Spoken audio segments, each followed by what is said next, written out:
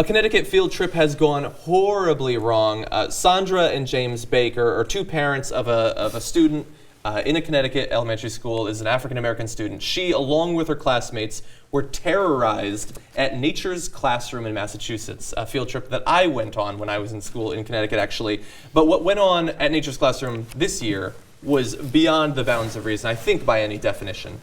So we have a brief description to give you an idea of what was happening. The reenactment exercise that they went on occurred on the third night and included threatening language and use of a racial epithet, the N-word, packing together students in a dark room as if they were on a slave ship, and hiding in the woods from white masters who were instructors at Nature's Classroom who were white. The students were acting as slaves who had escaped. So yes, while they were on this trip where you're supposed to learn about ecology and nature, they were recreating scenes from the slave days. We have some quotes of things that happened. This is from another article about the experience that these students went through.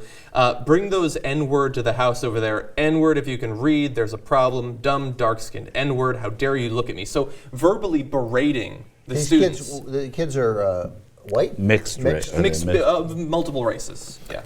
Same as, yeah. But one of the girls was black, of course, since it was mixed race. And her mom was livid, understandably so, right. Yes. I'm not persuaded yet.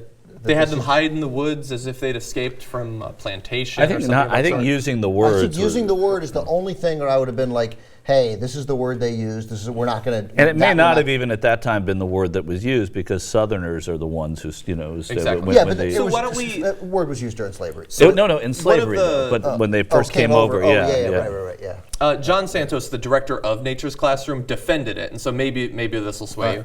Or reinforce your position, Ben. He said, the goal for students undergoing the exercise is awareness of physical and emotional and cultural supremacy over another.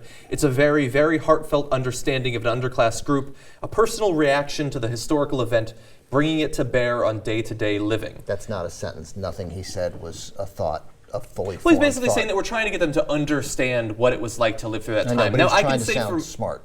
Yeah, that too. Yeah, I tried to sound smart while reading it. Now the administrators say, look, nobody was authorized to use the N-word, and that was, quote, stupid, right? Mm-hmm. And they weren't supposed to do that, but it's supposed to be a learning experience. So I'm actually split on this. Right. That's all I am.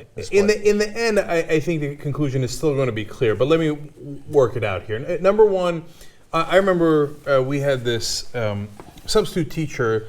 Because our history teacher in junior high happened to be pregnant, and so she went on maternity leave. And the substitute teacher was amazing. And she had us play this Civil War game where we were the generals, and and it had all these different factors, and we happened to be the Southern generals, and then and the North had more resources. It was just a great game, and it made you appreciate history so much more, and you felt like you were in the middle of it, and you understood what the South was facing, you understood what the North was facing, etc. Now, obviously, it didn't get into all the slavery issues, etc. That was more about military strategy, etc.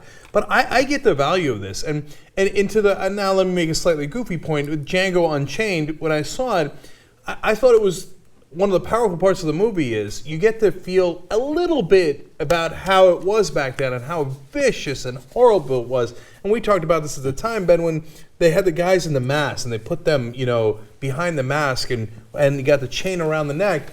It's good for us to every once in a while visualize that, so we see that it's not just like, oh, I guess it was bad. When you see it, you're like, Jesus, that's horrific, right? Yeah. And it gives you context. Now, the flip side to that is you got to be really careful with experiments you do with kids, right? Everybody remembers the famous psychology experiment where they said, I believe it was like the blue-eyed kids are now inferior in the school and the brown-eyed kids are superior. And within an incredibly short period of time, World War II. The kids had internalized it.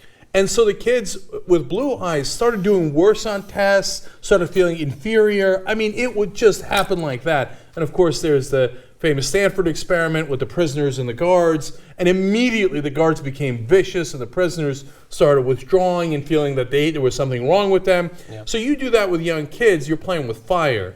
So as much as I get why they wanted to do it, and they probably came at it from a good place, it's still a too dangerous a thing to do with kids. But if they came at it from a good place, that has to affect how you deal with it afterwards.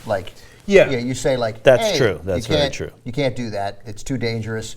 we know what you were intending, but it could have the opposite effect.